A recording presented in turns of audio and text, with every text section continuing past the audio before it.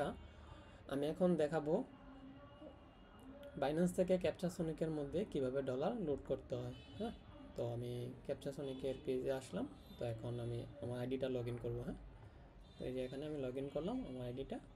তো এখন এটার মধ্যে আমি আমার ডলার লোড দেবো। হ্যাঁ, তো এই যে এখানে আমি সিলেক্ট করব যে আমি ডলারটা লোড করতে যাচ্ছি। হ্যাঁ, তো এখান থেকে আমি যে কোনো একটা অ্যামাউন্ট লোড করতে পারি, বা এখান থেকে কাস্টম অ্যামাউন্টও দিতে পারি, আবার নর্মাল অ্যামাউন্টও দিতে পারি। তো এটা কোনো ব্যাপার না, যে কোনো কিছু দেওয়া যাবে।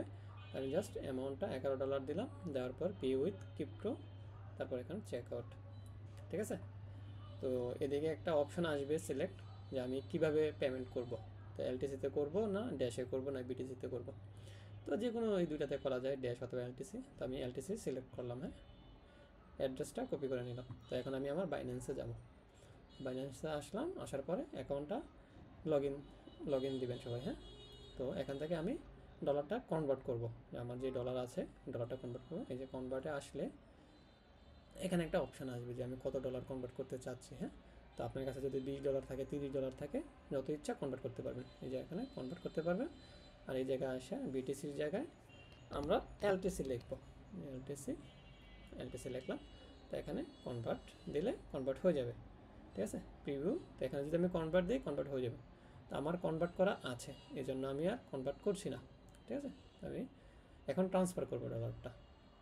তো আমি এখানে স্পটে যাব। এই যে এখানে আসে আমি স্পটে যাব। তো স্পটে গেলে আমার আছে, তো আমি এখানে এসে এখানে ডিপোজিটে আসবো। ডিপোজিটে না, আমি উইথড্রোতে যাব, কারণ আমি এখান থেকে ক্যাপচাসনিকে আমি ডলারটা ট্রান্সফার করব। তো এখানে উইথড্রোতে যাব, দেওয়ার পরে আমি কয়েন সিলেক্ট করবো। আমি একটু আগে কনভার্ট করেছি হচ্ছে এলটিসি। তো আমি এলটিসি সিলেক্ট করাতে দেখেন আমার আসছে $7.5 আছে। আমি ওইখানে সিলেক্ট করছি হচ্ছে কত, $11। তো আমি যে কোনো কিছু আমি যদি চাই $5, আমি লিখছি $10, তারা এটাও তারা সাপোর্ট করে। আমি কম সিলেক্ট করে বেশি ট্রান্সফার করতে পারবো, আবার বেশি সিলেক্ট করে কম ট্রান্সফার করতে পারবো, তারা সব কিছুই সাপোর্ট করে। তো আমি এটাই দেখাচ্ছি যে আমি এখান থেকে দিলাম। তো আমি ওই যে অ্যাড্রেসটা কপি করলাম না, তো আমি অ্যাড্রেসটা এখানে দিয়ে দিলাম।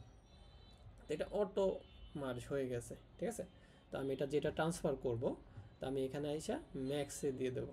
তো এখন ম্যাক্সে দেওয়াতে আমার যত ডলার আছে ওই ডলার হিসেবে চলে যাবে। এখানে উইথড্রোতে দিলে এটা আমার আসবে। হ্যাঁ, এই যে কনফার্ম আসবে, কন্টিনিউ। তো এখানে আমার গুগল অথেন্টিকেটার অ্যাপ চাবে, আর হচ্ছে ইমেলটা চাবে। হ্যাঁ, তো এটা যদি আমি ভেরিফাই করি, করার ফলে এরকম কিছু আমার 2-3 মিনিট লাগবে। এই যে এখানে 1 মিনিট অথবা 2 মিনিট সময় লাগবে। হ্যাঁ, তো এরকম লাগবে। তারপর আমি ড্যাশবোর্ডে গেলে এরকম পেজটা অটোমেটিক এখানে অ্যাড হয়ে যাবে ডলারটা।